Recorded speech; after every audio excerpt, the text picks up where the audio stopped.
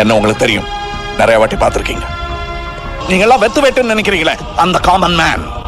I'm just a stupid common man of this republic. Hi, hello, வணக்கம். நேற்றுலேருந்து Facebook ஆகட்டும், WhatsApp ஆகட்டும், ரொம்ப ஹீட்டடான கான்வர்சேஷன்லாம் போயிட்டு இருந்துச்சு. ஃபர்ஸ்ட் ஆஃப் ஆல், இன்றைக்கி நான் ஒரு விஷயம் ரியலைஸ் பண்ணேன். என்னென்னா, அது தேவையில்லாமல் என்னோட என்ன சொல்கிறது, என்ன மைண்ட் செட்டே அது வந்து ஒரு மாதிரி அப்செட் பண்ணுதோ, ஒரு மாதிரி பர்சனலாக ரொம்ப அஃபெக்ட் ஆகுதோ அப்படின்ற மாதிரி எனக்கு கொஞ்சம் அது மாதிரி ஒரு ஃபீல் ஆச்சு. என்ன பிரச்சனை அப்படின்னா வந்து, ஒன்றும் இல்லை, டிவிகே நண்பர்களுக்கும் எனக்கும் வந்து பயங்கரமான ஹீட்டட் கான்வர்சேஷன். நான் எதாவது போஸ்ட் போட்டேன்னா அவங்க வந்து கமெண்ட் பண்ணுறது, இல்லை நான் வந்து ஏதாவது டிவிகே பற்றி கமெண்ட் பண்ணேன்னா அவங்க ரிப்ளை பண்ணுறது. ஸோ இந்த மாதிரி பயங்கரமாக போயிட்டு இருந்ததுனால பர்சனலாக எனக்கு என்னென்னா, இன்னைக்கு காலையில் ஆக்சுவலாக நான் ஒரு வீடியோ எடுத்துட்டேன், ரெக்கார்ட்லாம் பண்ணிட்டேன். அதில் கொஞ்சம் நான் பயங்கரமான என்ன சொல்கிறது, என்னை மீறி நான் பேசிகிட்டு இருந்ததுனால ஸோ அந்த வீடியோ வேணாம் அப்படின்னு சொல்லிட்டு, சரி ஓகே நம்ம எப்பவும் போல் ஈவினிங்கே வீடியோ போட்டுக்கலாம் அப்படின்றதுக்காக தான் சரி ஓகே அந்த வீடியோ டெலீட் பண்ணிட்டேன். வேணாம், சரி ஓகே நம்ம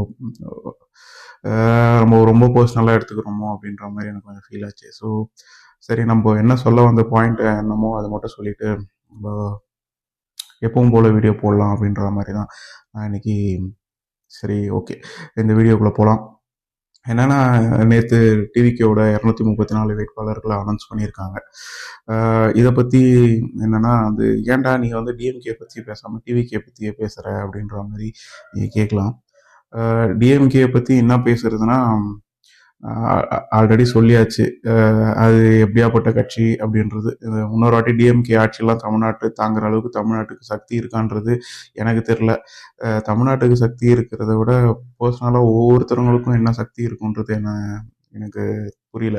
ஏன்னா அவங்களோட மேனிஃபெஸ்டோவெல்லாம் பார்த்தோன்னா, ஏடிஎம்கேவோட மேனிஃபெஸ்டோவை ஜெராக்ஸ் காப்பி எடுத்துருக்காங்க, ஓகே. பட் ஆனால் ஏடிஎம்கே என்ன கொடுத்தாங்களோ அதுவே வந்து நாங்கள் வந்து வேறு மாதிரி கொடுப்போம். நீ ஃப்ரிட்ஜு கொடுத்தனா நான் வந்து 8000 ரூபாய்க்கு கூப்பன் கொடுப்பேன் அப்படின்றாங்க. அதுவும் இல்லாமல் 1000 ருபீஸ் கொடுக்குறாங்க இல்லையா மந்த்லி, அதை வந்து நான் 2000 கொடுப்பேன். இப்போ இருக்கிற 1000 ருபீஸ் கொடுக்கறதுக்கே இயர்லிக்கு 14,000 crores ஆகுது. ஸோ இவங்க 2000 இன்க்ரீஸ் பண்ணாங்கன்னா அது வந்து இயர்லி கொடுக்கறதுக்கு 28,000 crores ஆகும். ஸோ இதுக்கெல்லாம் வந்து ரெவன்யூ எப்படி ஜென்ரேட் பண்ண போகிறாங்க, எப்படி ஜென்ரேட் பண்ணுவாங்க? ஒன்றும் இல்லை, டாஸ்மாகில் விலையேற்ற போகிறாங்க. இன்னும் எவ்வளோ ஷாப்ஸை இன்க்ரீஸ் பண்ண போகிறாங்க. சேல்ஸை எப்படி இன்க்ரீஸ் பண்ணணும்னு அவங்க ஏதாவது திட்டம் வச்சுருக்கலாம். அவங்களுக்கு ரெவன்யூ எங்கே கிடைக்க போகுது? இந்த மாதிரி பிளேசஸில் தான் கிடைக்க போகுது. ஸோ இதை தான் அவங்க பண்ண போகிறாங்க. இந்த மேனிஃபெஸ்டோ பார்க்கும்போது ஃபர்ஸ்ட்லாம் சின்ன வயசுலலாம் நான் 10th படிக்கும் போது டிஎம்கேவோட மேனிஃபெஸ்டோ வரும்போது பார்த்தோன்னா கலர் டிவி கொடுக்குறாங்கன்னு சொல்லும் போதெல்லாம் அப்படியே சந்தோஷமாக இருக்கும், நம்ம வீட்டுக்கு கலர் டிவி வரப்போகுது அப்படின்ட்டு. பட் இப்போது இந்த ஸ்டேஜில் மேனிஃபெஸ்டோலாம் பார்க்கும்போது பயமாக இருக்குது. என்னடா இப்படி பண்ணுறாங்க அப்படின்ற மாதிரி இருக்குது. சரி ஓகே, இப்போ நான் சொல்ல வந்த விஷயம் என்னென்னா, டிவிகே 234 வேட்பாளர்களை அனௌன்ஸ் பண்ணியிருக்காங்க. அந்த 234 பேரில் 106 பேர் வந்து வெளிக்கட்சியிலேருந்து உள்ளே வந்தாங்க. ஸோ இதில் என்னடா இருக்குது, மாற்றுக் கட்சியிலேருந்து வந்தால் இடம் கொடுக்கக்கூடாதா, இதில் என்ன தப்பு இருக்குது அப்படின்னு நீங்கள் கேட்கலாம். ஃபார் எக்ஸாம்பிள் ஒரு 3 பேரை சொல்கிறேன். அதுலேருந்து டிவிக்கு வேட்பாளர்கள் எப்படி தேர்வு செஞ்சுருப்பாங்கன்றது உங்களோட விருப்பம். ஒன்றும் இல்லை, ஃபஸ்ட்டு ஆர்எஸ் முருகன் ஒருத்தவர், அவர் ஏடிஎம்கேல இருந்தார். திருநெல்வேலி சீட்டு கேட்டிருக்காரு, அவர் ஏடிஎம்கேல தரல அப்படின்னோடனே நேற்று இல்லை முந்தா நேற்று டிவிகேல ஜாயின் பண்ணியிருக்காரு. அவர் டிவிகேவோட திருநெல்வேலி கேண்டிடேட். எப்படி முந்தா நேற்று ஜாயின் பண்ணவர், இன்றைக்கி கேண்டிடேட். ஓகேவா? கேண்டிடேட்டு எப்படி செலக்ட் பண்ணணும், அவங்களோட பேக்ரவுண்ட் என்ன, அவங்க கட்சிக்காக என்ன பண்ணியிருக்காங்க அப்படிலாம் எதுவுமே தேவையில்லை. சூட் கேஸ் எடுத்துனா தான் உனக்கு சீட்டு. எப்படியாப்பட்ட கட்சி பார்த்தீங்களா? நெக்ஸ்ட்டு தூசி முருகன் ஒருத்தர், அவருக்கும் ஏடிஎம்கே கூட பிரச்சனை. வழக்கம் போல் இங்கே ஜாயின் பண்ணார். இவங்களாம் 2-3 நாள் முன்னாடி ஜாயின் பண்ணுவாங்க. நான் சொல்கிற குறிப்பிட்ட சில பேர் சொல்கிறேன். 106 பேர் சொன்னேன் இல்லையா, அதில் நான் சில பேரை நான் குறிப்பிட்டு சொல்கிறது 2-3 நாள் முன்னாடி இந்த வாரத்தில் அந்த மாதிரி ஜாயின் பண்ணுவாங்க. ஸோ அவரும் ஒரு கேண்டிடேட். அதுக்கடுத்து பிஜேபியிலையோ ஏடிஎம்கேலையோ நாராயணன் ஒருத்தர், அவரும் இந்த வாரத்தில் ஜாயின் பண்ணார், உடனே கேண்டிடேட். ஸோ இது எந்த மாதிரி ஒரு கட்சியாக இருக்குன்னா, இப்போ நான் சொன்ன கேண்டிடேட்ஸுக்கெல்லாம் டிஎம்கே ஏடிஎம்கேல இருந்தவங்க அந்த கட்சியிலேருந்து விலகி டிவிகேல சேர்ந்ததுக்கான ரீசன் என்னன்னு பார்த்தீங்கன்னா, அந்த டிஎம்கேவோட ஏடிஎம்கேவோட கொள்கை பிடிக்கல, அவங்க வந்து ஊழல் பண்ணுறாங்க, அவங்க வந்து சரியில்லை அப்படின்றதுனாலலாம் வந்து அவங்க அந்த கட்சியிலேருந்து விலகி டிவிகேல ஜாயின் பண்ணல. அந்த கட்சியில் சீட்டு தரல, டிஎம்கேல தரலையா ஏடிஎம்கே, ஏடிஎம்கேல தரலையா டிஎம்கே, 2 கட்சியிலையும் தரலையா, லாஸ்ட் ஆப்ஷனா எனக்கு இருக்குது டிவிகே. நான் போய் அங்கே போகிறேன், சூட்கேஸ் எடுத்துன்னு போகிறேன், சீட்டு வாங்கின்னு கண்டெஸ்ட் பண்ணுறேன். இது எப்படியாப்பட்ட ஒரு கட்சியாக இருக்குன்றத நீங்கள், நான் ஃபர்ஸ்ட்லேருந்தே சொல்லியிருக்கேன், இது வந்து டிஎம்கே ஏடிஎம்கேவோட ஒரு டேஞ்சரஸான பார்ட்டியாக வந்துட்டுருக்கு டிவிகே அப்படின்றது. ஸோ அதுக்கான ஒரு எக்ஸாம்பிள் தான் இது. ஏடிஎம்கே டிஎம்கே வச்சு இந்த மாதிரி காரியத்தெல்லாம் இப்போ தான் பண்ணுறாங்க. ஏடிஎம்கேலேருந்து போன கேண்டிடேட்ஸை ஃபுல்லாக டிஎம்கே வந்து இப்போ ஓபிஎஸ்லாம் வந்து உடனே சீட்டு கொடுத்துருக்காங்க இல்லையா. ஸோ இந்த மாதிரி காரியத்தெல்லாம் ஏடிஎம்கே டிஎம்கே மாதிரி இருக்கிற கட்சி ஒரு 75 வருஷம் கழிச்சு பண்ணுறத டிவிகே மாதிரி இருக்கிற கட்சி, இப்போ பிறந்த கட்சி 2-3 வருஷத்தில் பண்ணுறானுங்கன்னா அவனுக்கு எவ்வளோ பெரிய டாக்ஸிக் கட்சியாக வளர்ந்துட்டு வராங்கன்றது மக்களாகிய உங்களுக்கு புரியணும். இது புரியலைன்னா நீங்கள் வந்து ஒரு பயங்கரமான ஒரு கட்சி கீழே வந்து நீங்கள் வாழற நேரிடும். சாட்டை திருமுருகன் அண்ணன் கூட சொல்லுவார், ஒருவேளை டிவிக்கு ஆட்சி அமைச்சதுன்னா நம்மலாம் என்ன ரேஞ்சுக்கு பேச ஆரம்பிச்சிருவோம்னா, ஸ்டாலின் ஆட்சியே பரவாயில்ல அப்படின்ற ரேஞ்சுக்கு பேச ஆரம்பிச்சிருவோம் அப்படின்ற மாதிரி சொல்லுவார். எனக்கு அது அப்போ புரியல. இவனுங்க இப்போ பண்ணுறதெல்லாம் பார்த்தா எனக்கு ஒருவேளை அப்படிதான் இருக்கும் போல அப்படின்ற மாதிரி இருக்கு. ஒன்றுமே இல்லை, உனக்கு கேண்டிடேட் செலெக்ஷனு, அவன் என்ன பண்ணியிருக்கான் ஏது பண்ணியிருக்கான் எதுவுமே வேணாம். வேற கட்சியிலேருந்து வரியா, சூட்கேஸோட வரியா, உனக்கு சீட்டு. 65 மாவட்ட செயலாளர்கள், டிவிக்கோட மாவட்ட செயலாளருக்கு சீட்டு கொடுக்கல, உனக்கு கடகம். உன்னோட 30 வருஷமா அவன் போஸ்டர் ஒட்டியிருப்பான், என்னென்னவோ பண்ணியிருப்பான். நேற்று ஒரு டிரைவரோட பையனுக்கு சீட்டு கொடுத்தாங்களா, அதுக்கு ஃபயர் விட்டுட்டு இருக்காங்க. மீதி 106 கேண்டிடேட்டு எங்கேருந்து வந்தானுங்கன்னு கேட்டால் எவனுமே வாங்கி பேச மாட்டானுங்க. ஸோ அந்த மாதிரி ஒரு கூட்டம் தான் வந்து விஜய் உருவாக்கிட்டு இருக்காரு. அதுவும் இல்லாமல் சாட்டை துரைமுருகனை பற்றி நேற்று ஒரு ஹீட்டட் கான்வர்சேஷன் போச்சுன்னு சொன்னேன் இல்லையா. அது என்ன கான்வர்சேஷன்னா, சாட்டை சாட்டை துரைமுருகனை பற்றி என்னன்னா, 4 செவத்துக்குள்ளேயே இப்போ வீடியோ போடுறாரு, அவர் வந்து வாய் மட்டும் தான் பேசுகிறாரு அப்படின்ற மாதிரி சில டிவிகே நண்பர்கள் பேசியிருந்தாங்க. இப்போ நான் டிவிகே நண்பர்கள்னு சொல்கிறேன், காலைல ஒரு வீடியோ எடுத்தேன்னு சொன்னேன் பார்த்தீங்களா, அதில் நான் வேறு மாதிரி பேசியிருந்தேன். ஸோ அதனால தான் அந்த வீடியோ வேணாம் அப்படின்றதுக்காக அந்த வீடியோ டெலிட் பண்ணேன். ஸோ நண்பர்கள்ன்ற வேர்டு எனக்கு சொல்லும் போதே எனக்கு ஒரு மாதிரி தான் இருக்குது. பட் ஆனால் வந்து என்ன சொல்கிறது, சரி ஓகே, நம்ம அந்தளவுக்கு நம்ம டென்ஷன் காட்ட வேணாம் அப்படின்ற மாதிரி தான் இருக்குது. ஏன்னா அந்தளவுக்கும் இருக்குது. என்னடா இவ்வளோ இப்படி இருக்கீங்களே, சரி நான் அந்த வேர்டை யூஸ் பண்ண வேணான்னு பார்க்குறேன். இப்படி இருக்கீங்களேடா, என்ன சொன்னாலும் உங்களுக்கு புரிய மாட்டுதுடா அப்படின்ற மாதிரி இருக்கு. கோபம் மட்டும்தான் வருது எனக்கு, வேற என்ன சொல்றதுன்னு தெரியல. சாட்டை திருமுருகன் 4 செவத்துக்குள்ளேயே வீடியோ போடுறாருன்றான். அப்போ அவனுங்க வந்து அவங்களோட உலகம் எப்படி இருக்குன்னா, டிவிகேலேருந்து எடிட் போடுற இந்த 10th ஸ்கூல் படிக்கிற பசங்க, 12th ஸ்டாண்டர்ட் படிக்கிற பசங்க, இந்த ஸ்கூல் முடிச்சுட்டு ஆனுவல் லீவில் எடிட் பண்ணுற பசங்க ரீல்ஸை மட்டும் பார்த்துட்டு அரசியல் பேசிட்டு இருக்காங்க. சாட்டை திருமுருகன் அங்கே ரோடாக உட்காந்து பிரச்சாரம் பண்ணிட்டு இருக்கான். அதெல்லாம் நீங்கள் பார்க்குறதே இல்லை. அவன் வீட்டை விட்டு வெளில வராத மாதிரி பேசுகிறாங்க. வீட்டை விட்டு யார் வெளில வரலன்றது எல்லாருக்குமே தெரியும். இன்றைக்கி தான் முதல் முறையாக ஒருத்தர் வந்திருக்காரு போல். அது இன்னும் 20 நாளில் எத்தனை விக்கெட்டோ. ஆனால் கடவுள் புண்ணியத்தில் எதுவும் விழக்கூடாதுன்னு நான் வேண்டிக்கிறேன். பட் ஆனால் வந்து இவனுங்க பண்ணுறதுக்கெலாம் தெரில என்ன நடக்கும்ன்ட்டு. ஸோ இதுதான் ஒன்று. இன்னொன்று வந்து பார்த்திங்கன்னா, நாம் தமிழர் வந்து ஓட்டு பிரிக்குதான். சில பேர் வந்து என்னது பொலிட்டிக்கல் புரோக்கரா இதெல்லாம் பேசிகிட்டு இருக்கானுங்க. யார் புரோக்கர்ன்றது மே 4ஆம் தேதி தெரிஞ்சிடும் தம்பிங்களா. யாரோட கட்சியில் கட்சி ஆரம்பித்தாங்க அப்படின்றதெல்லாம் தெரிஞ்சிடும். டிவிகேவை பொறுத்தவரை டிஎம்கேவோட கோர் பாலிடிக்ஸ் மேலே கையே வைக்க மாட்டானுங்க, இஷ்யூ பற்றி பேசவே மாட்டானுங்க. இப்போ இந்த ஆட்சினால மக்கள் எவ்வளோ அவஸ்தைப்படுறாங்க, என்னென்ன பிரச்சனை இருக்குன்றதை பற்றிலாம் பேசவே மாட்டானுங்க. ஏன்னா அதை பற்றிலாம் பேசினா மக்கள் வந்து விழிப்புணர்வு அடைஞ்சு டிஎம்கேக்கு அகைன்ஸ்டாக ஓட்டு போடுற வழியை பார்ப்பாங்கன்றது டிவிகேக்கு கிளியராக தெரியும். டிவிகேவோட எண்ணம் அப்படிலாம் கிடையவே கிடையாது. டிவிகேவோட அஜெண்டா என்னன்றது நான் எல்லாருக்குமே சொல்லிட்டேன், ஆல்ரெடி நிறைய வாட்டி சொல்லிட்டேன். ஒன்றுமே இல்லை, ஓட்டு பிரிக்கணும். ஏடிஎம்கே ஓட்டை எவ்வளோ பிரிக்க முடியுமோ பிரிக்கணும். அது பிரித்து யாரை பவருக்கு போனாட்டி 2021 ஒரு சைக்கிள் எடுத்துன்னு போனார் இல்லைங்களா, உங்களுக்கு மறைமுகமாக சொல்லி காமிச்சார் இல்லைங்களா, அவரை பவருக்கு வர வைக்கணும். ஸோ அது மட்டும்தான் அவங்களோட அஜெண்டாவாக இருக்குமே தவிர மற்றபடி வந்து டிஎம்கேவோட கோர் பாலிடிக்ஸ் மேலே கையே வைக்க மாட்டானுங்க. சும்மா ஸ்டாலின் இப்படி தான் பேசுவானுங்களே தவிர வேறு எதுவுமே பேச மாட்டானுங்க. அதுக்கப்புறம் இப்போ வந்து சில வழக்கம் போல் வந்து சீமானன் என்ன பேசினாலும் ட்ரால் ஆகும் இல்லையா. ஸோ இப்போ வந்து சீமானனும் ஆவடி கூட்டத்தில் பேசியிருக்காரு, கழுதை எல்லாரும் மேய்க்கிறவங்களுக்கெல்லாம் நான் கவர்மெண்ட்டால் கொடுப்பேன் அப்படின்றது. சில சில பேருக்கு நான் சொல்லிக்கிறேன், இந்த வீடியோலேயே நான் கூட முடிஞ்சால் நான் ஆட் பண்ணுறேன்.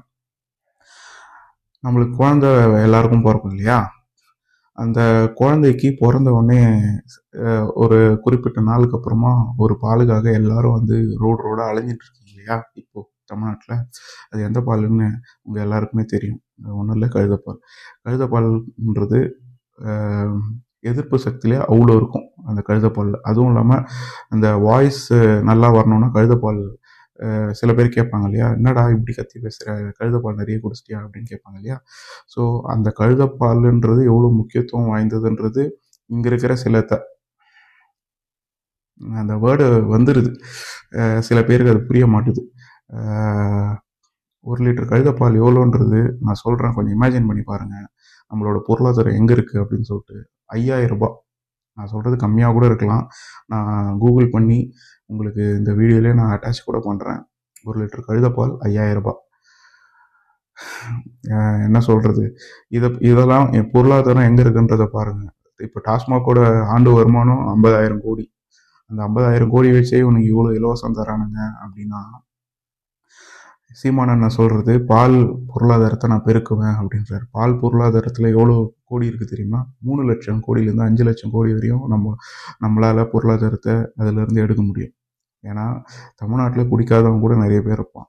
ஆனால் இன்னொரு அதிமுக ஆட்சி வந்ததுன்னா மோஸ்ட்லி 95% குடிக்கிறவனுங்க ஆயிடுவானுங்க. இப்போதைக்கு ஒரு 50% குடிக்காதவங்க இருப்பாங்கன்னு வச்சுக்கோங்களேன். ஒரு 50% குடிக்கிறவங்க தமிழ்நாட்டில் இருக்காங்கன்னா மீதி 50% குடிக்காதவங்க இருக்காங்க. ஸோ அவங்க அது விட்டுருங்க. ஆனால் பால் குடிக்காதவங்க யாராச்சும் இருக்க முடியுமா தமிழ்நாட்டில்? சின்ன குழந்தையிலேருந்து இப்போது வயசான தாத்தா வரையும், வயசான பாட்டி வரையும் எல்லாருமே வந்து பாலுன்றது ஒரு அத்தியாவசியமான உணவு. அதுவும் இல்லாமல் பாலுன்றது ஒரு முழுமையான உணவு. எது சாப்பிட்லனாலும் பரவாயில்ல, பால் மட்டும் குடிச்சிட்டா வந்து பசி வந்து ஃபுல்லாக தீர்ந்துடும். ஸோ அந்த மாதிரி ஒரு உணவு வந்து பால். ஸோ அந்த மாதிரி ஒரு உணவில் நம்மளோட பொருளாதாரத்தை பெருக்காமல் யோசிச்சு பாருங்க, 50,000 கோடி எங்கே இருக்குது? 3 5 லட்சம் கோடி எங்கே இருக்குது? அந்த ரெவன்யூலாம் நம்ம எப்படி விட்டுட்ருக்கோன்றதை நீங்கள் இப்போ யோசிக்கணும். நம்மளுக்கு பால்லாம் ஆந்திராவிலேருந்து வருது. தமிழ்நாட்டில் அந்தளவு பால் உற்பத்தி இல்லை, பால் உற்பத்தி பண்ண முடியல. அப்புறம் எங்கேருந்து பொருளாதாரத்தை நம்ம மேம்படுத்த முடியும்? நாம் தமிழர் கட்சி இப்போது இருக்கிற 4 கட்சியிலேயே 4 முனை போட்டி இருக்குது. இப்போது ஒருத்தன் வந்து 1000 ரூபாய் தரேன்றான், இன்னொருத்தன் 2000 ரூபாய் தரேன்றான், இன்னொருத்தன் 2500 ரூபாய் தரேன்றான். இதெல்லாம் எங்கேருந்துடா தருவீங்கன்னு யாராச்சும் ஒருத்தர் கேட்டிங்களா? நீங்கள் எனக்கான வேலையை கொடு, நான் வந்து சுயமரியாதையாக வாழ்ந்து நான் சம்பாரிச்சிக்கிறேன், நீ எதுக்கு எனக்கு ஓசியில் தரணும்? இப்போ நாளைக்கு நாம் தமிழர் அண்ணன் சீமான் மட்டும்தான் வந்து நான் எந்த இலவசமும் தரமாட்டேன், எங்களுக்கு ஓட்டு போடுங்க அப்படின்றாரு. எனக்கு என்ன சந்தேகம் வருதுன்னா, சரி ஓகே, இப்போ மாற்றத்தை விரும்புகிற சில மக்கள் இருக்காங்க, அவங்க ஓட்டு போடணும்னு நினச்சா கூட அவங்க மனசில் ஃபஸ்ட்டு என்ன தோணும்? நம்மளுக்கு இப்போது 1000 ரூபாய் வர்றது இவருக்கு ஓட்டு போட்டால் கட் ஆகிடுமே அப்படின்ற மாதிரி தானே தோணும். ஆனால் அது எவ்வளோ பெரிய முட்டாள்தனன்றது இந்த மக்களுக்கு அது புரிய மாட்டுது. அது எப்படி இலவசம்? ஒரு மேடையில் விஜய் சொல்கிறாரு, இலவசம்லாம் சொல்லாதீங்க அப்படின்னு கோவப்படுறாரு. இதுக்கு முன்னாடி இந்த கல்வி வழங்கும் மேடையா, அதிலலாம் என்ன பேச்சு பேசினாருன்றது, இலவசங்களால் இந்த நாடுக்கே சீர்கேடு அப்படின்லாம் பேசிட்டு, இப்போ வந்து கட்சி எலெக்ஷன் கிட்ட வரும்போது நான் 2500 ரூபாய் தருவேன், அண்ணன் சீர் தருவேன், தங்கம் தருவேன், நீ எதுக்கு அதெல்லாம் தர? எங்களுக்கு ஒழுங்கான வேலையை கொடு, ஒழுங்கான சம்பளத்தை கொடு, ஒழுங்கான ரோடு கொடு, ஒழுங்கான மருத்துவத்தை கொடு, ஒழுங்கான கல்வியை கொடு, எல்லாத்தையும் நாங்களே எடுத்துக்கிறோம். அதுக்கப்புறம் ஓசி பஸ்ஸுன்னு அவன் சொன்ன மாதிரி நீ வந்து சொல்கிறதுக்கா? இந்த மாதிரி வந்து பேசினா வந்து பேசினே இருக்கலாம். ஏன்னா இந்த கட்சிகள் அனௌன்ஸ் பண்ணியிருக்கிற மேனிஃபெஸ்டோலாம் பார்க்கும்போது அப்படி இருக்குது. அப்புறம் இன்னைக்கு சீமானண்ணன் என்ன பேசியிருக்காருன்னா, இந்த எலெக்ஷன் தான் வந்து வாழ்வா சாவான்ற எலெக்ஷன் மாதிரி. ஆனால் ஒன்றும் இல்லை, இப்போ மே 4 இப்போ 234 தொகுதியிலையும் 90K டெபாசிட் வைக்கிறீங்களா? ஓகே, ஒரு 2 நாள் கஷ்டமாக இருக்கும். அடுத்த நாள்லேருந்து உங்களுக்கு எதாவது பிரச்சனைனா வந்து நிற்க போகிற ஒரே கட்சி NTAவாக மட்டும்தான் இருக்கும். வேறு எந்த கட்சியும் உங்களுக்கு இருக்க போகிறதில்ல.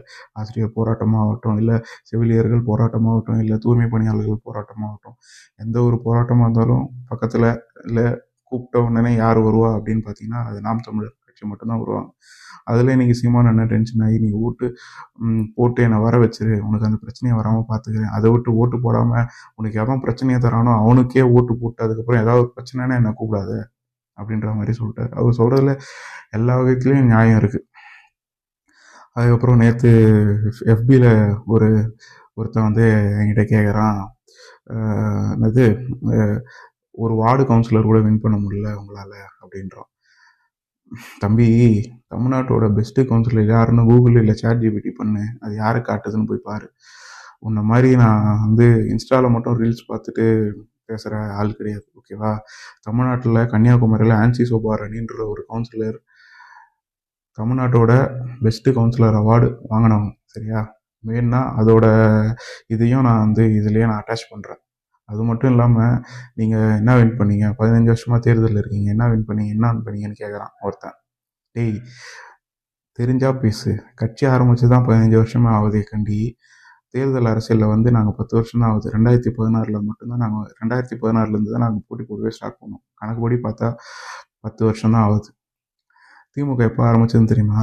1949 ஆரம்பிச்சு அவனுக்கு எப்போ ஆட்சிக்கு வந்தானுன்னு தெரியுமா? 1967. 18 வருஷமாக அவனை வந்து கூப்பில் தான் உட்காந்துருந்தானுங்க. அந்த காலத்தில் எந்த ஒரு டிஜிட்டல் மீடியாவும் எந்த ஒரு போட்டியும் இல்லாத காலகட்டத்திலேயே அவங்க ஆட்சிக்கு வரத்துக்கே 18 வருஷம் ஆச்சுன்னா, இப்போ இவ்வளோ போட்டி, இவ்வளோ டிஜிட்டல் உலகம், இவ்வளோ அவதூறில் இருக்கும்போது நாங்கள் 10 வருஷம் தான் ஆகுது. அதில் 8.22% எடுத்துகிட்டு அங்கீகரிக்கப்பட்ட கட்சியாக மாறி இருக்கோம். அது மட்டும் இல்லாமல் யார் கூடயும் கூட்டணி இல்லாமல், திராவிட கட்சியும் தேசிய கட்சியோட கூட்டணி இல்லாமல் நாங்கள் இந்த அங்கீகாரத்தை வாங்கியிருக்கோம்டா. ஏன்னா இப்போ வந்து சும்மா இதுக்கு முன்னாடி நாம் தமிழர்கள சப்போர்ட்டாக பேசிகிட்டு இருந்த, இப்போ வந்து நீ வந்து விஜயோட ரசிகன்றதுனால விஜய்க்கு சொம்படிக்கிற. விஜய் மாதிரி காங்கிரஸ் வருவான், விடுதலை சிறுத்தைகள் வருவான்னு பிச்சை எடுத்துடுறாங்க இருந்தோம். நாங்கள் 234 தொகுதிக்கு கேண்டிடேட் அனௌன்ஸ் பண்ணிட்டு 100 கேண்டிடேட் எங்களுக்கு 6 மாதத்துக்கு முன்னாடி யாருன்னு தெரியும்டா. யாருக்கிட்ட கூட்டணி பற்றி பேசுகிற? எங்களுக்கு யாரும் வரலன்னு சொல்லாது, நாங்கள் யாருக்கிட்டையும் போகலன்றது வேற, தனித்து நிற்கிறது வேற, தனித்து விடப்பட்டது வேறடா. மறுபடியும் எனக்கு அந்த வார்த்தை வருது, சரி அது வேணாம் அப்படின்னு அவாய்ட் பண்ணுறேன். ஓகே, இது மட்டும்தான் நான் பேசணும்னு நினச்சேன். சரி, அதுதான் நான் சொல்லணும்னு நினச்சேன். கடைசியாக வந்து அது பர்சனலாக என்னை வந்து நிறைய அஃபெக்ட் பண்ணுதோ, சரி இதுலேருந்து நம்ம வந்து சரி நம்ம கட்சி என்ன பண்ணுதோ நம்ம பாசிட்டிவாக வந்து எடுத்துகிட்டு போவோம். நம்ம கட்சி பண்ணுறத க்ரௌண்ட் பாலிடிக்ஸாக அவ்வளோ பண்ணுறாங்க. பல்லாவரத்தில் கார்த்திகேயன் ஆகட்டும், ராஜபாளையத்தில் இன்னொரு கார்த்திகேயன் ஆகட்டும், இடுமாவனம் கார்த்தி ஆகட்டும், அனீஸ் ஆகட்டும், ஃபாத்திமா ஃபர்ஹான் ஆகட்டும், பேரறிவன் ஆகட்டும், இன்னும் நிறைய பேர், காசிராமன் ஐயா ஆகட்டும், இன்னும் எனக்கு டக்குன்னு இப்போது வேட்பாளர்கள் அடிக்கடி டக்குன்னு வரமாட்டுது. ஏன்னா அவ்வளோ பேர் இருக்காங்க. என்னால் வீடியோ ஸ்டேட்டஸ் போட முடியல. அவ்வளோ பேர் வந்துகிட்டே இருக்கும் போது சரி ஓகே, அவங்க குறிப்பிட்ட ஒரு ஸ்டேட்டஸ் மட்டும் ஷேர் பண்ணுவோம் அப்படின்ற மாதிரி தான் இருக்குது. ஆனால் ஒன்று, இந்த மாதிரி வேட்பாளர்கள்லாம் நீங்கள் தவறு விட்டீங்கன்னு வச்சுக்கோங்களேன், இந்த வாட்டி என்ன சொல்கிறதுன்னு தெரில. நீங்கள் யாருக்கு ஓட்டு போடுங்க. ஆனால் தமிழ்நாட்டில் இந்த மாதிரி பேசுகிறதுக்கு ஒரே ஒரு தலைவன் மட்டும் தான் இருக்கான். நீ ஓட்டு போட்டால் போடு, போடலன்னா போ, அவ்வளோதான். இந்த மாதிரி எந்த தலைவனும் பேச மாட்டான் அவங்ககிட்ட. இன்றைக்கும் ஒருத்தர் வந்து நான் எவ்வளோ கஷ்டத்தை தாண்டி வந்திருக்கேன் தெரியுமா உங்களுக்காக அப்படின்னு சொல்லி ஒப்பாரி தான் வைக்கிறாரே தவிர என்ன கஷ்டம், அவர் என்ன பாடுபட்டாருன்றது எனக்கு இது வரையும் தெரில. கட்சி ஆரம்பித்து 3 வருஷம் ஆகுது. அவர் எத்தனை போராட்டம் பண்ணியிருக்காரு,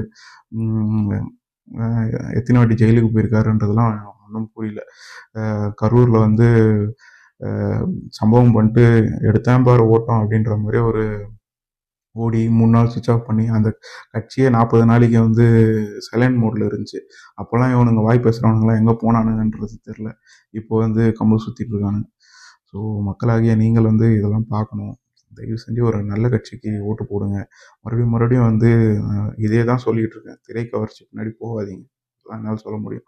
இல்லைனா வந்து இப்போ வந்து அறிவாலய வாசத்தில் ஒருத்தர் சீட்டே வேணாம், நான் வந்து கடமை கண்ணியம் கட்டுப்பாடுன்னு ஒருத்தன் பேசினான் இல்லையா, 2034 இல்லை 2031 இன்னொருத்தன் பேசுவான், அவ்வளோதான் என்னால் சொல்ல முடியும். ஆனால் இதே மக்கள் மறுபடியும் 2031 சிவகார்த்திகேயனுக்கும் ஆதரவு தெரிவிப்பீங்க, அதெல்லாம் ஒன்றும் சொல்ல முடியாது. நன்றி, வணக்கம்.